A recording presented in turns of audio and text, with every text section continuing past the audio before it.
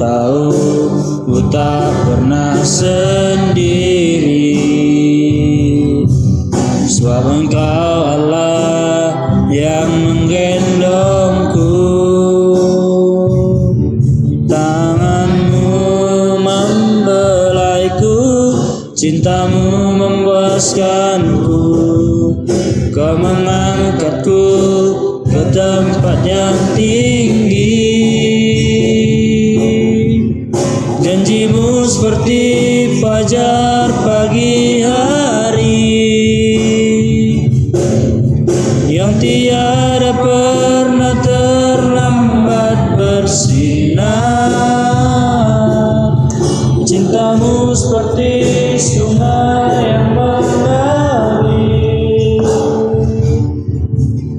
dan ku tahu betapa dalam kasih-Mu.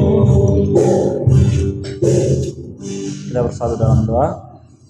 Ya Allah Bapa yang Maha Pengasih dan Maha Penyayang, kami mengucap syukur padamu Tuhan untuk penyertaan-Mu yang Kau berikan kepada kami. Tuhan, inilah kami anak-anak-Mu yang memberikan hati dan pikiran kami untuk mendengarkan firman Tuhan dan bersekutu di rumah-Mu ya Tuhan. Kiranya Tuhan yang berkati hati dan pikiran kami, agar kami mampu untuk mendengarkan firman Tuhan dan menanamkannya dalam hati dan pikiran kami, sehingga dapat menjadi pelita di jalan kami dan tongkat juga di jalan kami ya Tuhan.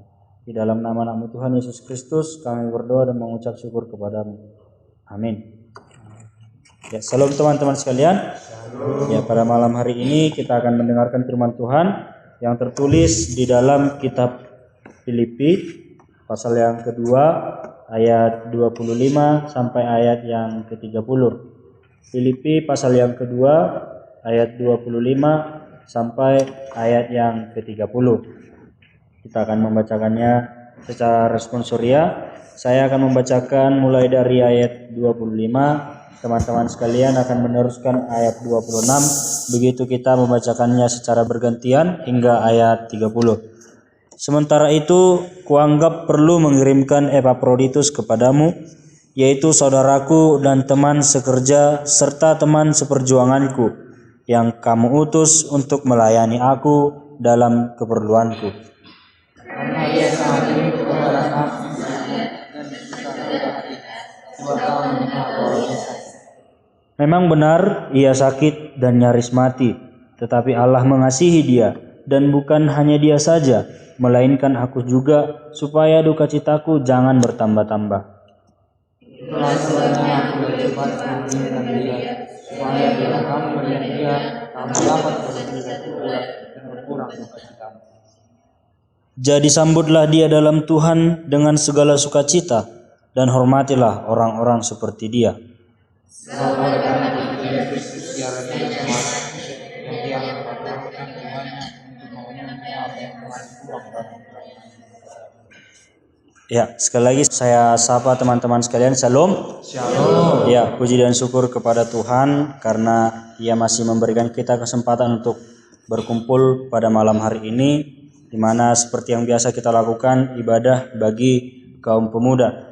Teman-teman sekalian, kita akan mendengarkan firman Tuhan dari nas yang kita sudah bacakan tadi dengan tema setia dan bertanggung jawab. Teman-teman sekalian, berbicara tentang kesetiaan, pasti semua manusia ingin memiliki sifat dan kepribadian menjadi orang yang setia dan juga menjadi orang yang bertanggung jawab. Nah, pertanyaannya, kenapa orang ingin setia dan bertanggung jawab? Karena pada umumnya teman-teman sekalian, pribadi yang setia dan bertanggung jawab itu sangat disukai oleh orang lain. Kenapa sangat disukai oleh orang lain? Karena hal itu memang sangat susah ditemukan di dalam kehidupan setiap orang, apalagi di zaman sekarang ini.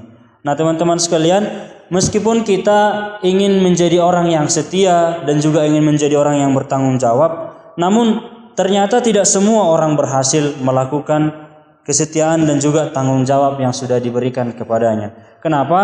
Karena biasanya hal-hal yang selalu mengganggu adalah egoisme pribadi yang mengakibatkan kita tidak mau setia dan juga tidak bertanggung jawab atas apa yang telah diberikan oleh Tuhan kepada kita ataupun tanggung jawab yang sudah diberikan kepada kita. teman-teman sekalian, sebagai manusia yang masih hidup di dunia ini, tentu kita punya tugas dan tanggung jawab masing-masing. Nah, masing-masing tugas yang diberikan kepada kita biasanya berbeda-beda sesuai dengan usia kita, sesuai dengan level yang ada pada kita. Sehingga misalnya tanggung jawab yang diberikan kepada seorang yang masih SMP tidak sama dengan tanggung jawab yang diberikan kepada yang SMA misalnya. Nah, itu yang menjadi pergumulan bagi kita teman-teman sekalian. Namun pada umumnya tidak semua orang yang berhasil melakukan tanggung jawab itu teman-teman, meskipun ada tanggung jawab yang cukup berat maupun tanggung jawab yang cukup ringan. Nah, teman-teman sekalian, pada malam hari ini kita belajar dari seorang tokoh yang disebutkan oleh Paulus sebagai saudara atau teman sekerja daripada Paulus sendiri, yaitu adalah Epaphroditus. Nah, teman-teman sekalian, dari cerita ini kita ketahui di ayat 25 bahwasanya Epaphroditus itu adalah saudara dan juga teman sekerja ataupun teman seperjuangan yang telah dikatakan oleh Paulus yang diutus oleh jemaat Filipi. Nah, jadi kita tahu bahwa Epaphroditus ini adalah berasal dari jemaat Filipi, teman-teman sekalian, untuk membantu atau memberikan sesuatu yang dapat memenuhi kehidupan Rasul Paulus. Nah, teman-teman sekalian mungkin bertanya kenapa Epaphroditus diutus untuk membantu pelayanan Paulus, karena pada masa itu memang kehidupan pelayan Tuhan sangatlah susah, tidak seperti sekarang ini ya sudah diatur oleh kelembagaan gereja. Pada saat itu kehidupan para pelayan Tuhan sangat susah. Mereka tidak memiliki pakaian yang layak dan juga mereka tidak memiliki harta ataupun bahkan untuk makan mereka akan berpikir. Jadi hal itu mengakibatkan para jemaat-jemaat memiliki keprihatinan kepada para pemberita-pemberita firman Tuhan, salah satunya Paulus. Lalu mereka mengutus Epaphroditus untuk memenuhi kebutuhan kehidupan sehari-hari Paulus. Nah, teman-teman, dari sini kita ketahui bahwasanya seorang Epaphroditus itu adalah seorang yang sangat setia dan jemaat Filipi mengetahui kesetiaannya ini. Nah, makanya dia dipilih untuk menjadi sebagai perwakilan dari jemaat Filipi untuk mengantarkan apa yang dibutuhkan oleh Rasul Paulus. Nah, teman-teman sekalian, dia tetap setia melakukan tugas dan panggilan yang diberikan kepadanya, bahkan lebih dari apa yang sebenarnya ditugaskan kepadanya. Nah, kalau di sana dikatakan kan bahwasanya Epaphroditus itu diutus hanya untuk mengantarkan apa yang kurang, apa yang masih kurang dalam pelayanan Rasul Paulus, itu yang dikatakan di ayat 30. Akan tetapi malah lebih dari situ. Justru ia turut membantu pelayanan Rasul Paulus sehingga Rasul Paulus menyebutnya sebagai teman seperjuangan. Nah, teman-teman sekalian, dalam melaksanakan tugasnya ini Epaphroditus tentu menemui hal-hal yang sangat tidak dia inginkan mungkin atau yang di luar dugaan dia. Kenapa? Karena tugas yang dilakukan dia pasti sangatlah tidak mudah. Kenapa sangat tidak mudah? Karena kita ketahui sendiri Rasul Paulus itu dikejar-kejar, bahkan pada akhirnya dia dibunuh. Nah, pada zaman dahulu kan orang Kristen yang percaya kepada Yesus Kristus itu dibunuh dan juga tidak diberikan kesempatan untuk menganut kepercayaannya. Artinya teman-teman, banyak tantangan yang harus dihadapi oleh Epaphroditus ini. Namun ia tetap melaksanakan setia tugas dan panggilannya, bahkan lebih dari apa yang ditugaskan kepadanya. Bahkan yang paling luar biasa teman-teman, di ayat 27 dikatakan, memang benar ia sakit dan nyaris mati, tetapi Allah mengasihi dia, dan bukan hanya dia saja, melainkan aku juga, supaya duka citaku jangan bertambah-tambah. Nah, di sini teman-teman, bahkan karena pelayanannya, karena kesetiaannya melakukan tugas dan tanggung jawabnya, ia sampai jatuh sakit dan bahkan nyaris mati. Memang tidak jelas dinyatakan di sini jenis penyakit yang diderita oleh Epaphroditus. Namun penyakit itu hampir mengakibatkan dia mati. Nah, pasti adalah salah satu penyakit yang sangat parah teman-teman sekalian. Artinya teman-teman, di sini untuk melaksanakan tugas dan tanggung jawab dia, untuk setia dalam tugas dan tanggung jawab dia, banyak tantangan yang dihadapi, bahkan sampai harus kehilangan nyawanya. Nah, teman-teman, di sini dengan tema tadi setia dan bertanggung jawab, bagaimana kita menjadi pribadi yang setia dan bertanggung jawab. Nah, di sini teman-teman kita belajar dari Epaphroditus ini untuk tetap setia dan bertanggung jawab. Karena apa teman-teman? Karena dikatakan di ayat 27 bahwa meskipun Epaphroditus itu sakit dan nyaris mati, akan tetapi Allah mengasihi dia.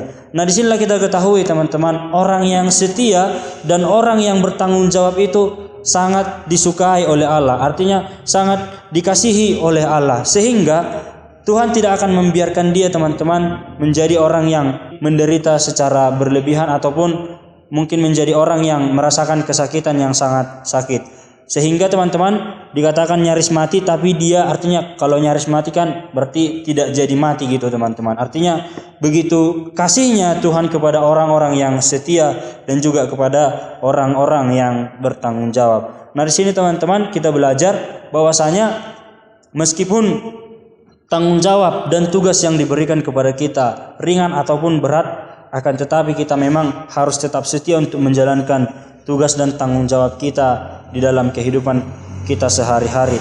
Karena percayalah teman-teman, ketika kita setia dan bertanggung jawab melaksanakan tugas kita di dalam kehidupan kita, maka Tuhan akan menjaga dan menyertai kita. Karena secara khusus buat teman-teman sekalian, bisa jadi pada saat ini teman-teman sekalian mungkin memiliki tugas yang berbeda-beda ya. Ada yang sudah selesai SMA, ada yang SMA, ada yang juga masih SMP. Tapi marilah kita melaksanakan tugas dan tanggung jawab kita sama seperti Epaphroditus menjalankan tugasnya dengan baik. Bahkan ketika kita merasakan kesakitan dalam melaksanakan tugas dan tanggung jawab itu, haruslah kita laksanakan dengan baik. Kiranya Tuhan memberikan kita kekuatan untuk menjadi orang-orang yang setia dan bertanggung jawab, sama seperti ia juga telah memberkati Epaphroditus menjadi pribadi yang setia dan bertanggung jawab. Amin. Demikian firman Tuhan. Mari kita bersatu di dalam doa. Allah Bapa yang bertata di dalam kerajaan surga, kami mengucapkan syukur kepada Tuhan karena kami telah selesai mendengarkan firman Tuhan. Terima kasih Tuhan, Engkau memberikan pelajaran yang sangat berharga dari seorang hamba-Mu, yaitu Epaphroditus, rekan seperjuangan Paulus untuk mengabarkan firman Tuhan. Kami ketahui Tuhan, ia adalah pribadi yang setia. Ia mengajarkan kepada kami bahwa untuk melaksanakan tanggung jawab kami, walaupun ringan atau berat, tapi kami harus tetap setia dan bertanggung jawab untuk melaksanakan tugas kami. Ajarilah kami Tuhan, anak-anak-Mu, BNB, HKN dan Bulan, untuk menjadi pribadi yang setia dan bertanggung jawab dalam menjalankan tugas kami di dalam kehidupan kami. Inilah doa kami Tuhan, dalam nama Tuhan Yesus Kristus kami berdoa dan mengucap syukur kepada-Mu.